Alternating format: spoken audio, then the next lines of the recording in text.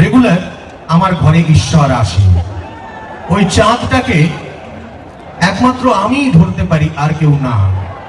এই কথোপকথনের পরে আমি একটা গুরুত্বপূর্ণ স্ট্যান্ড নিই আমার পরিবারে।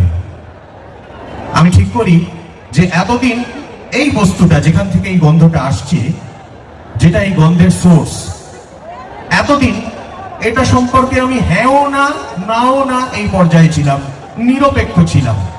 অনেক ইন্টেলেকচুয়ালদের এই জিনিসটা আমি সেবন করতে দেখেছি, আমি তাদের সঙ্গে মিশেওছি। আরে আমার অতটা নাও ছিল না, কারণ সেই লোকগুলোকে তো আমি ভালোবাসতাম।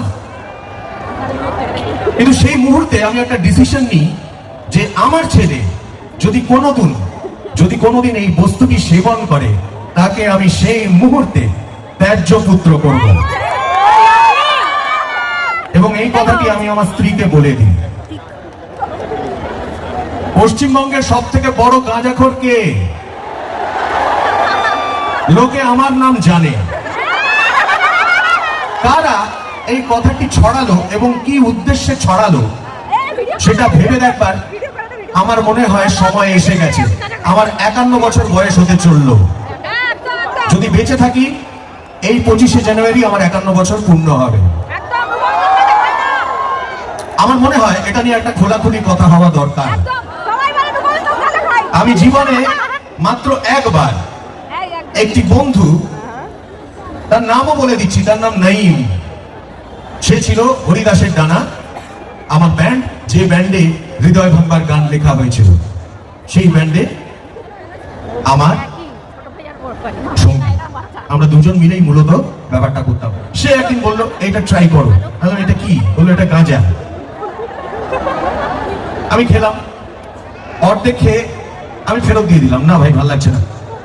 তারপরে অদ্ভুত একটা ঘোর তৈরি হলো এবং সেই রাতে আমার মনে হচ্ছে আমি বেঁচে আছি না মারা যাচ্ছি, খুব খারাপ লাগছে।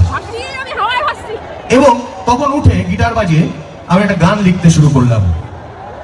দেখতে পাচ্ছ কি পাচ্ছ না, কত সঞ্চিত বাসনা, না বোধ হয় সবই কল্পনা, হয়তো আদতে পাচ্ছি না, এ যন্ত্রণা থেকে মুক্তি এখনো না না না না না না না না না না না না না না না না না, এ যন্ত্রণা থেকে মুক্তি এখনো পাচ্ছি না, এরকম মনে হয়েছিল।